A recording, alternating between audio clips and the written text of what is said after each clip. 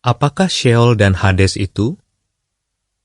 Dalam bahasa aslinya, Alkitab menggunakan kata Ibrani Sheol dan padanannya dalam bahasa Yunani Hades lebih dari 70 kali. Kedua kata itu berkaitan dengan kematian. Beberapa penerjemah Alkitab mengalihbahasakannya menjadi kuburan, neraka atau liang kubur. Tetapi, kebanyakan bahasa tidak mempunyai kata yang artinya persis sama dengan kata Ibrani dan kata Yunani itu. Maka, terjemahan Dunia Baru menggunakan kata Sheol dan Hades. Apa sebenarnya arti kata-kata itu? Mari kita lihat penggunaannya dalam berbagai ayat. Pengkhotbah 9 ayat 10 menyatakan, tidak ada pekerjaan atau rancangan atau pengetahuan atau hikmat di Sheol, tempat kemana engkau akan pergi. Apakah itu berarti bahwa Sheol memaksudkan sebuah liang kubur tertentu, tempat kita mungkin memakamkan orang yang kita cintai? Tidak. Apabila yang dimaksud adalah sebuah kuburan tertentu, Alkitab menggunakan kata Ibrani dan kata Yunani lain, bukan Sheol dan Hades. Selain itu, Alkitab tidak menggunakan kata Sheol untuk tempat pemakaman banyak orang, seperti makam keluarga atau kuburan massal. Maka, tempat seperti apa Sheol itu? Firman Allah menunjukkan bahwa Sheol atau Hades memaksudkan sesuatu yang bahkan jauh melebihi kuburan massal yang besar.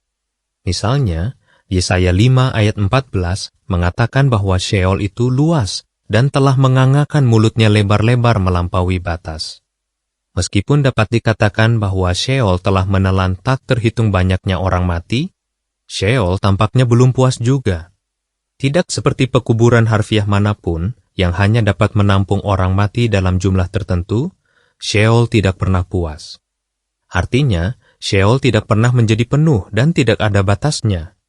Jadi, Sheol atau Hades bukan sebuah tempat harfiah di lokasi tertentu, melainkan kuburan umum umat manusia yang mati, tempat kiasan sebagian besar manusia yang tidur dalam kematian. Ajaran Alkitab tentang kebangkitan membantu kita lebih memahami arti Sheol dan Hades.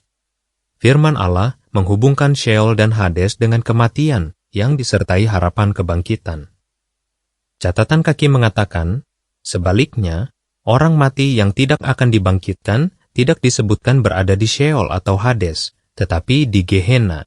Seperti Sheol dan Hades, Gehenna bukan sebuah tempat harfiah. Akhir catatan kaki.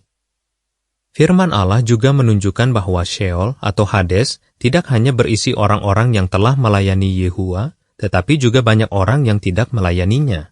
Karena itu, Alkitab mengajarkan bahwa akan ada kebangkitan untuk orang-orang yang adil benar maupun yang tidak adil benar.